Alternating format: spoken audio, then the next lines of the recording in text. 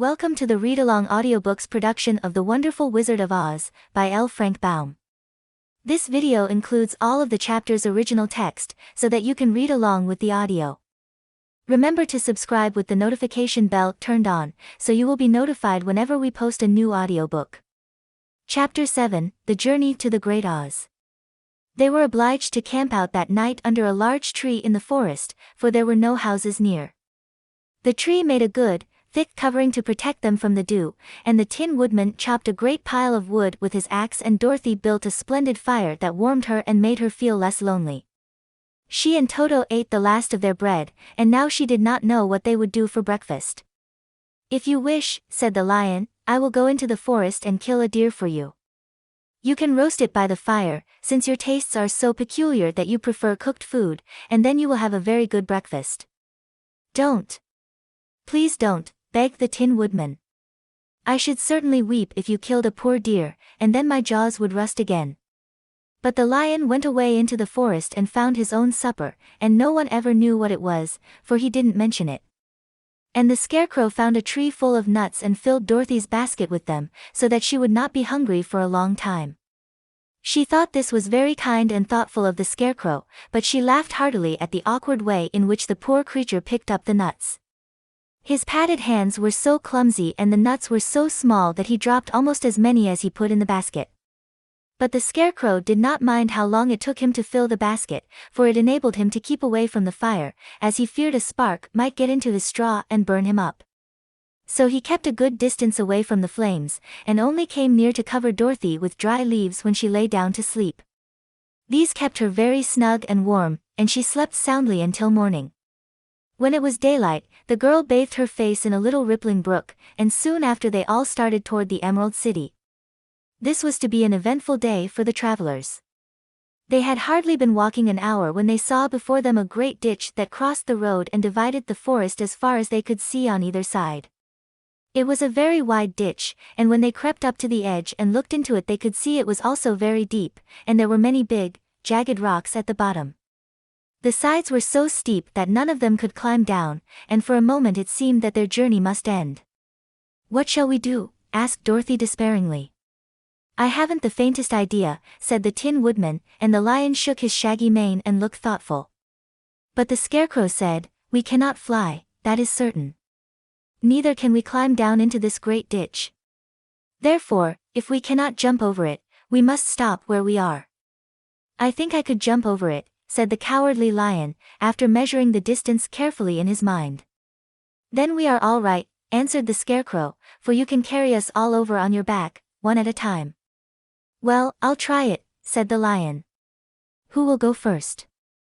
"I will," declared the Scarecrow, "for, if you found that you could not jump over the gulf, Dorothy would be killed, or the Tin Woodman badly dented on the rocks below. But if I am on your back it will not matter so much, for the fall would not hurt me at all." "I am terribly afraid of falling, myself," said the Cowardly Lion, "but I suppose there is nothing to do but try it. So get on my back and we will make the attempt." The Scarecrow sat upon the lion's back, and the big beast walked to the edge of the gulf and crouched down. "Why don't you run and jump?" asked the Scarecrow. "Because that isn't the way we lions do these things," he replied. Then giving a great spring, he shot through the air and landed safely on the other side. They were all greatly pleased to see how easily he did it, and after the Scarecrow had got down from his back the lion sprang across the ditch again. Dorothy thought she would go next, so she took Toto in her arms and climbed on the lion's back, holding tightly to his mane with one hand. The next moment it seemed as if she were flying through the air, and then, before she had time to think about it, she was safe on the other side. The lion went back a third time and got the Tin Woodman, and then they all sat down for a few moments to give the beast a chance to rest, for his great leaps had made his breath short, and he panted like a big dog that has been running too long. They found the forest very thick on this side, and it looked dark and gloomy. After the lion had rested they started along the road of yellow brick, silently wondering, each in his own mind, if ever they would come to the end of the woods and reach the bright sunshine again. To add to their discomfort, they soon heard strange noises in the depths of the forest, and the lion whispered to them that it was in this part of the country that the Kalidas lived. "What are the Kalidas?" asked the girl. They are monstrous beasts with bodies like bears and heads like tigers, replied the lion, and with claws so long and sharp that they could tear me in two as easily as I could kill Toto. I'm terribly afraid of the Kalidas. I'm not surprised that you are, returned Dorothy. They must be dreadful beasts.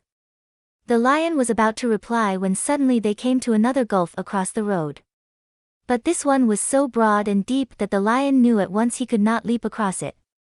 So they sat down to consider what they should do, and after serious thought the Scarecrow said, "Here is a great tree, standing close to the ditch. If the Tin Woodman can chop it down, so that it will fall to the other side, we can walk across it easily." "That is a first-rate idea," said the lion. "One would almost suspect you had brains in your head, instead of straw." The woodman set to work at once, and so sharp was his axe that the tree was soon chopped nearly through. Then the lion put his strong front legs against the tree and pushed with all his might, and slowly the big tree tipped and fell with a crash across the ditch, with its top branches on the other side. They had just started to cross this queer bridge when a sharp growl made them all look up, and to their horror they saw running toward them two great beasts with bodies like bears and heads like tigers. "They are the Kalidas," said the cowardly lion, beginning to tremble. "Quick," cried the Scarecrow. "Let us cross over." So Dorothy went first, holding Toto in her arms, the Tin Woodman followed, and the Scarecrow came next. The lion, although he was certainly afraid, turned to face the Kalidas, and then he gave so loud and terrible a roar that Dorothy screamed and the Scarecrow fell over backward, while even the fierce beasts stopped short and looked at him in surprise. But, seeing they were bigger than the lion, and remembering that there were two of them and only one of him, the Kalidas again rushed forward, and the lion crossed over the tree and turned to see what they would do next. Without stopping an instant the fierce beasts also began to cross the tree. And the lion said to Dorothy, "We are lost, for they will surely tear us to pieces with their sharp claws. But stand close behind me, and I will fight them as long as I am alive." "Wait a minute," called the Scarecrow. He had been thinking what was best to be done, and now he asked the woodman to chop away the end of the tree that rested on their side of the ditch. The Tin Woodman began to use his axe at once, and, just as the two Kalidas were nearly across, the tree fell with a crash into the gulf, carrying the ugly, snarling brutes with it, and both were dashed to pieces on the sharp rocks at the bottom. "Well," said the cowardly lion, drawing a long breath of relief, "I see we are going to live a little while longer, and I am glad of it, for it must be a very uncomfortable thing not to be alive. Those creatures frightened me so badly that my heart is beating yet." "Ah," said the Tin Woodman sadly, "I wish I had a heart to beat." This adventure made the travelers more anxious than ever to get out of the forest, and they walked so fast that Dorothy became tired, and had to ride on the lion's back. To their great joy the trees became thinner the farther they advanced, and in the afternoon they suddenly came upon a broad river, flowing swiftly just before them. On the other side of the water they could see the road of yellow brick running through a beautiful country, with green meadows dotted with bright flowers and all the road bordered with trees hanging full of delicious fruits. They were greatly pleased to see this delightful country before them. "How shall we cross the river?" asked Dorothy. "That is easily done," replied the Scarecrow. "The Tin Woodman must build us a raft, so we can float to the other side." So the woodman took his axe and began to chop down small trees to make a raft, and while he was busy at this the Scarecrow found on the riverbank a tree full of fine fruit. This pleased Dorothy, who had eaten nothing but nuts all day, and she made a hearty meal of the ripe fruit. But it takes time to make a raft, even when one is as industrious and untiring as the Tin Woodman, and when night came the work was not done. So they found a cozy place under the trees where they slept well until the morning, and Dorothy dreamed of the Emerald City, and of the good Wizard Oz, who would soon send her back to her own home again. Chapter 8, The Deadly Poppy Field. Our little party of travelers awakened the next morning refreshed and full of hope, and Dorothy breakfasted like a princess off peaches and plums from the trees beside the river. Behind them was the dark forest they had passed safely through, although they had suffered many discouragements, but before them was a lovely, sunny country that seemed to beckon them on to the Emerald City. To be sure, the broad river now cut them off from this beautiful land. But the raft was nearly done, and after the Tin Woodman had cut a few more logs and fastened them together with wooden pins, they were ready to start. Dorothy sat down in the middle of the raft and held Toto in her arms. When the Cowardly Lion stepped upon the raft it tipped badly, for he was big and heavy, but the Scarecrow and the Tin Woodman stood upon the other end to steady it, and they had long poles in their hands to push the raft through the water. They got along quite well at first, but when they reached the middle of the river the swift current swept the raft downstream, farther and farther away from the road of yellow brick. And the water grew so deep that the long poles would not touch the bottom. "This is bad," said the Tin Woodman, "for if we cannot get to the land we shall be carried into the country of the Wicked Witch of the West, and she will enchant us and make us her slaves." "And then I should get no brains," said the Scarecrow. "And I should get no courage," said the Cowardly Lion. "And I should get no heart," said the Tin Woodman. "And I should never get back to Kansas," said Dorothy. "We must certainly get to the Emerald City if we can," the Scarecrow continued, and he pushed so hard on his long pole that it stuck fast in the mud at the bottom of the river. Then, before he could pull it out again, or let go, the raft was swept away, and the poor Scarecrow was left clinging to the pole in the middle of the river. "Goodbye," he called after them, and they were very sorry to leave him. Indeed, the Tin Woodman began to cry, but fortunately remembered that he might rust, and so dried his tears on Dorothy's apron. Of course this was a bad thing for the Scarecrow. "I am now worse off than when I first met Dorothy," he thought. "Then, I was stuck on a pole in a cornfield, where I could make believe scare the crows, at any rate. But surely there is no use for a Scarecrow stuck on a pole in the middle of a river. I am afraid I shall never have any brains, after all." Down the stream the raft floated, and the poor Scarecrow was left far behind. Then the Lion said, "Something must be done to save us. I think I can swim to the shore and pull the raft after me, if you will only hold fast to the tip of my tail." So he sprang into the water, and the Tin Woodman caught fast hold of his tail. Then the Lion began to swim with all his might toward the shore. It was hard work, although he was so big, but by and by they were drawn out of the current, and then Dorothy took the Tin Woodman's long pole and helped push the raft to the land. They were all tired out when they reached the shore at last and stepped off upon the pretty green grass, and they also knew that the stream had carried them a long way past the road of yellow brick that led to the Emerald City. "What shall we do now?" asked the Tin Woodman, as the Lion lay down on the grass to let the sun dry him.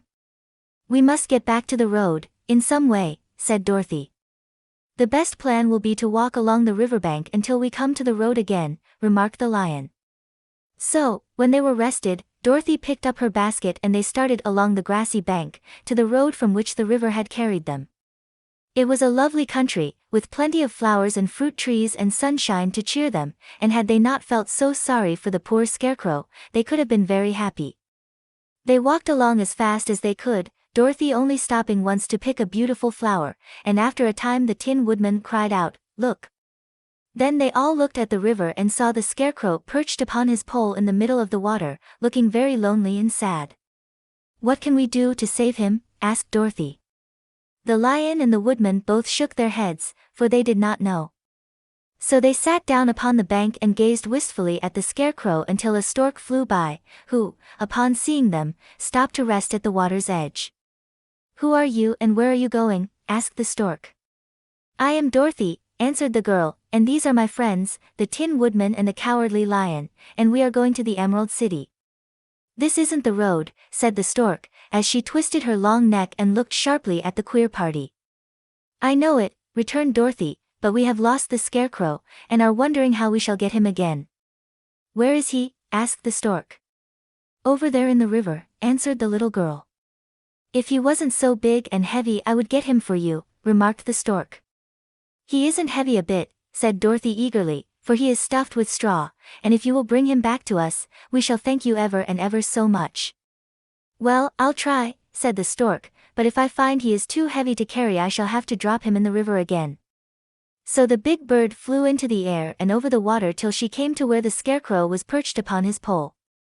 Then the Stork with her great claws grabbed the Scarecrow by the arm and carried him up into the air and back to the bank, where Dorothy and the Lion and the Tin Woodman and Toto were sitting.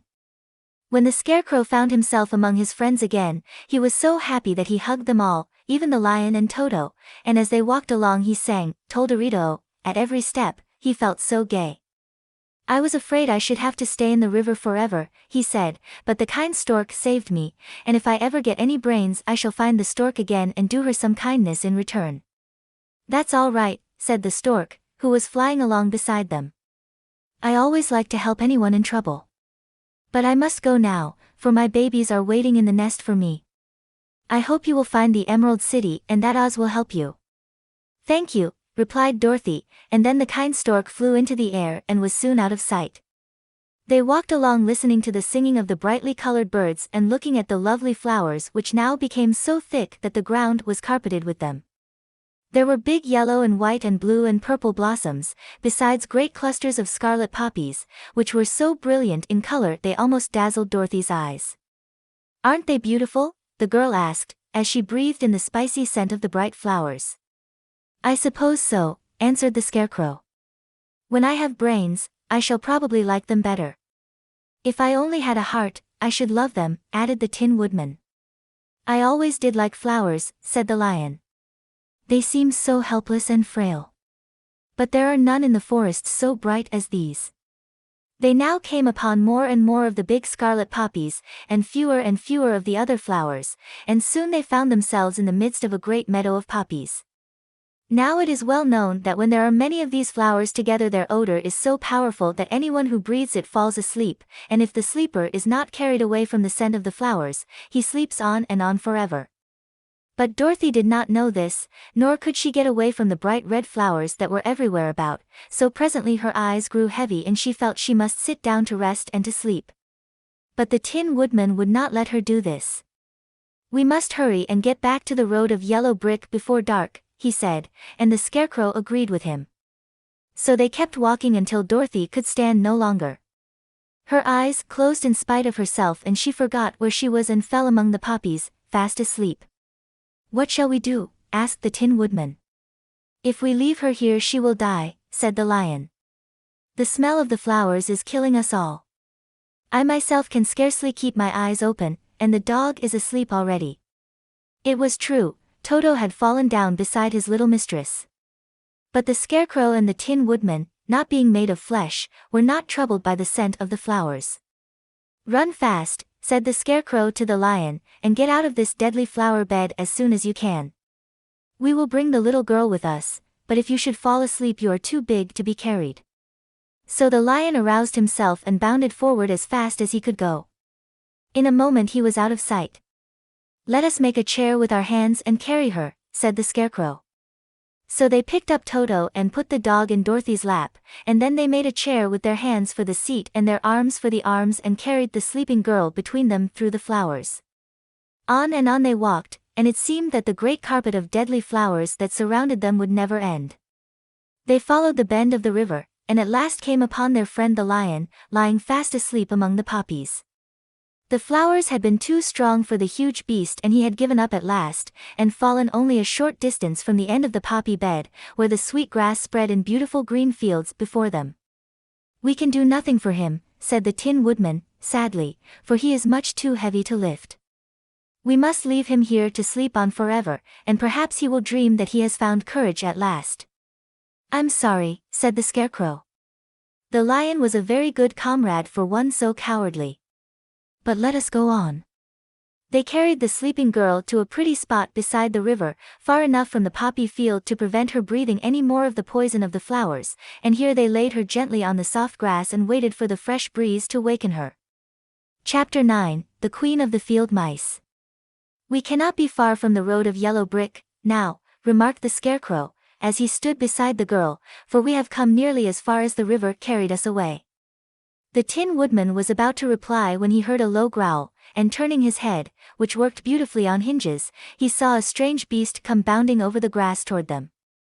It was, indeed, a great yellow wildcat, and the Woodman thought it must be chasing something, for its ears were lying close to its head and its mouth was wide open, showing 2 rows of ugly teeth, while its red eyes glowed like balls of fire. As it came nearer the Tin Woodman saw that running before the beast was a little gray field mouse, and although he had no heart he knew it was wrong for the wildcat to try to kill such a pretty, harmless creature. So the Woodman raised his axe, and as the wildcat ran by he gave it a quick blow that cut the beast's head clean off from its body, and it rolled over at his feet in 2 pieces. The field mouse, now that it was freed from its enemy, stopped short, and coming slowly up to the woodman it said, in a squeaky little voice. "Oh, thank you. Thank you ever so much for saving my life." "Don't speak of it, I beg of you," replied the woodman. "I have no heart, you know, so I am careful to help all those who may need a friend, even if it happens to be only a mouse." "Only a mouse," cried the little animal, indignantly. "Why, I am a queen, the queen of all the field mice." "Oh, indeed," said the woodman, making a bow. "Therefore you have done a great deed, as well as a brave one, in saving my life," added the queen. At that moment several mice were seen running up as fast as their little legs could carry them, and when they saw their queen they exclaimed, "Oh, your majesty, we thought you would be killed. How did you manage to escape the great wildcat?" They all bowed so low to the little queen that they almost stood upon their heads. "This funny tin man," she answered, "killed the wildcat and saved my life. So hereafter you must all serve him, and obey his slightest wish." "We will," cried all the mice, in a shrill chorus. And then they scampered in all directions, for Toto had awakened from his sleep, and seeing all these mice around him he gave one bark of delight and jumped right into the middle of the group. Toto had always loved to chase mice when he lived in Kansas, and he saw no harm in it. But the Tin Woodman caught the dog in his arms and held him tight, while he called to the mice, "Come back. Come back. Toto shall not hurt you." At this the queen of the mice stuck her head out from underneath a clump of grass and asked, in a timid voice, "Are you sure he will not bite us?" "I will not let him," said the woodman, "so do not be afraid." One by one the mice came creeping back, and Toto did not bark again, although he tried to get out of the woodman's arms, and would have bitten him had he not known very well he was made of tin. Finally one of the biggest mice spoke. "Is there anything we can do," it asked, "to repay you for saving the life of our queen?" "Nothing that I know of," answered the woodman, but the Scarecrow, who had been trying to think, but could not because his head was stuffed with straw, said, quickly, "Oh, yes, you can save our friend, the cowardly lion, who is asleep in the poppy bed." "A lion," cried the little queen. "Why, he would eat us all up." "Oh, no," declared the Scarecrow, "this lion is a coward." "Really?" asked the mouse. "He says so himself," answered the Scarecrow, "and he would never hurt anyone who is our friend. If you will help us to save him I promise that he shall treat you all with kindness." "Very well," said the queen, "we trust you. But what shall we do? Are there many of these mice which call you queen and are willing to obey you?" "Oh, yes, there are thousands," she replied. "Then send for them all to come here as soon as possible, and let each one bring a long piece of string." The queen turned to the mice that attended her and told them to go at once and get all her people. As soon as they heard her orders they ran away in every direction as fast as possible.